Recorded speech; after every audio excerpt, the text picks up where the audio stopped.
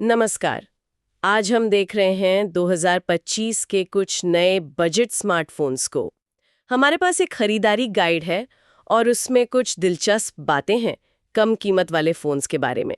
तो सोचा कि इस पर बात की जाए। देखते हैं इस साल क्या चल रहा है बजट सेगमेंट में। गाइड में 3 फोन्स पर खास जोर है। Motorola G45 5G, Redmi A4 5G और एक है रेडमी A5। हाँ, और मतलब मजेदार बात यह है जो गाइड भी कह रहा है कि 5G और एमोलेड डिस्प्ले जैसी चीजें वो अब बजट फोन में भी मिल रही हैं। पहले ऐसा नहीं था बिल्कुल। ये ग्राहकों के लिए तो अच्छा है। बिल्कुल। तो इसी को देखते हुए शुरू करते हैं मोटोरोला G45 5G से।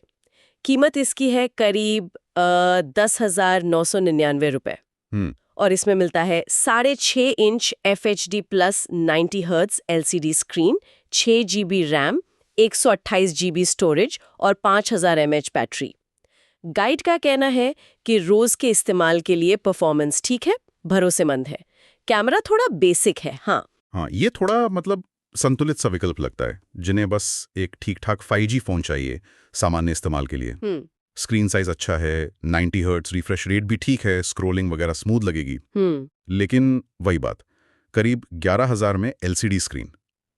अब इस रेंज में दूसरे ऑप्शंस भी तो आ रहे हैं। सही। हो सकता है मोटोरोला का फोकस बिल्ड क्वालिटी या सॉफ्टवेयर एक्सपीरियंस पर ज्यादा हो। गाइड में शायद इसका जिक्र ना हो उतना। अच्छा पॉइंट है। तो फिर आते हैं रेडमी A4 5G पर, और इसकी कीमत तो मतलब सिर्फ 8,900 रुपए के आसपास। हाँ, ये चौंकाने वाला है। और इसमें 6.67 इंच की एमोलेड स्क्रीन है, वो भी 120 हर्ट्ज रिफ्रेश रेट के साथ। देखिए, यही वो बात है। ये कैसे हो रहा है इस कीमत पर? 9,000 रुपए से कम में 120 हर्ट्ज एमोलेड और साथ में 45 वॉट फास्ट चार्जिंग भी है इसमें, है ना? हाँ, 5110 mAh बैटरी और 45W फास्ट चार्जिंग। कैमरा भी कागज पर तो अच्छा लग रहा है, 50 MP मेन और 20 MP सेल्फी। बिल्कुल।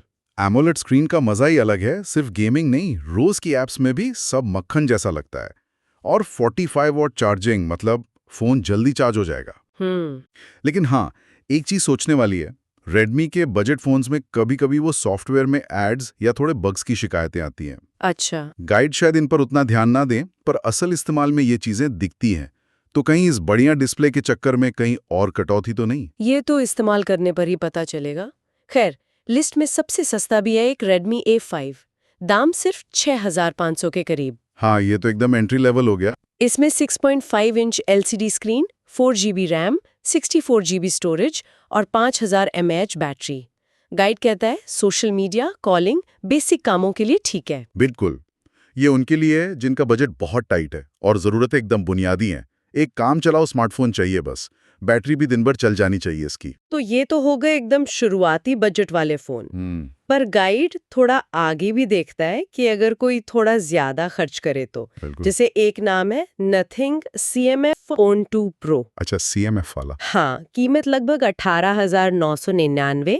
इसमें एमोलेड डिस्प्ले, डायमेंसिटी 730 चिप और ट्रिपल कैमरा है, 50+50+8 MP। डायमेंसिटी 7300 अच्छा चिप है। कैमरा सेटअप भी दिलचस्प लग रहा है। और एक और है iQOO Z10 5G। अच्छा, कीमत थोड़ी ज्यादा, करीब 21,999। iQOO तो परफॉर्मेंस और बैटरी के लिए जाना जाता है। हाँ, इसमें स्नैपड्रैगन 7S Gen 3 चिप है, 120 हर्ट्ज एमोलेड स्क्रीन और बैटरी जबरदस्त 7,300 mAh की। 7,300 mAh, ये तो मतलब कमाल है। 2 दिन आराम से चलेगी शायद। गाइड में सैमसंग गैलेक्सी A26 5G और A56 का भी जिक्र है। सैमसंग भी है? हाँ, इनमें भी एमोलेड 120 हर्ट्ज स्क्रीन और सैमसंग का वो 6 साल तक अपडेट्स का वादा। हाँ, ये सैमसंग का बड़ा प्लस पॉइंट है। 6 साल का अपडेट मतलब फोन लंबे समय तक चलेगा, सिक्योर रहेगा। तो यहाँ देखिए, थोड़ा ज्यादा पैसा लगाने पर आपको सिर्फ बेहतर प्रोसेसर नहीं मिल रहा। iQOO में असाधारण बैटरी लाइफ है, CMF में शायद डिजाइन और कैमरा पर जोर है, और सैमसंग में लॉन्गेटिविटी मतलब लंबा साथ। तो फिर गाइड की आखिरी सलाह क्या निकलती है? मतलब एक निचोड़ क्या है? 7,000 रुपए से कम में वो कह रहे हैं रेडमी A5 ठीक है। हाँ, बेसिक के लिए। फिर 9,000 से 11,000 के बीच या तो रेडमी A4 5G ले लो अच्छी स्क्रीन और चार्जिंग के लिए, या फिर मोटोरोला G45 अगर एक बैलेंस्ड वाला फोन चाहिए। और अगर बजट 18,000-22,000 तक है तो फिर CMF Phone 2 Pro या iQOO Z10 देखो, परफॉर्मेंस और बैटरी के लिए। हाँ, संक्षेप में कहें तो 11,000 रुपए तक में Redmi A4 5G अपनी स्क्रीन और चार्जिंग स्पीड की वजह से बहुत आकर्षक है। बस वो सॉफ्टवेयर वाली बात ध्यान में रखनी होगी। सबसे सस्ता और भरोसेमंद चाहिए तो Redmi 5 है ही, और अगर ज़्यादा खर्च कर सकते हैं और कोई खास चीज़ चाहिए जैसे ज़बरदस्त बैटरी या बढ़िया कैमरा या लंबे अपडेट्स, तो फिर CMF, iQOO और सैमसंग के ऑप्शन अच्छे हैं। तो ये थी इस गाइड से मेरी जानकारी। एक बात तो साफ है कि 2025 में कम बजट में भी स्मार्टफोन के विकल्प काफी अच्छे हैं। बिल्कुल, लेकिन एक बात है जो स्पेसिफिकेशन से परे है क्या? कि फ़ोन असल में हाथ में कैसा लगता है, इस्तेमाल में कैसा है। कैमरा कागज़ पर अच्छा है, पर असल तस्वीरें कैसी लेता है, बैटरी कितने घंटे चलती है, ये चीज़ें ज़्यादा ज़रूरी हैं। गाइड ने भी कहा है कि कैमरा और बैटरी के असल टेस्ट पर और जानकारी चाहिए। सही बात है। तो शायद सोचने वाली बात यह है कि किसी के लिए सबसे ज़रूरी फीचर कौन सा है। क्या वो कैमरा है, या बैटरी लाइफ, या स्मूथ परफॉर्मेंस, या फिर सालों साल अपडेट्स। बिल्कुल सही कहा। चुनाव तो आखिर में अपनी ज़रूरत देखकर ही करना है।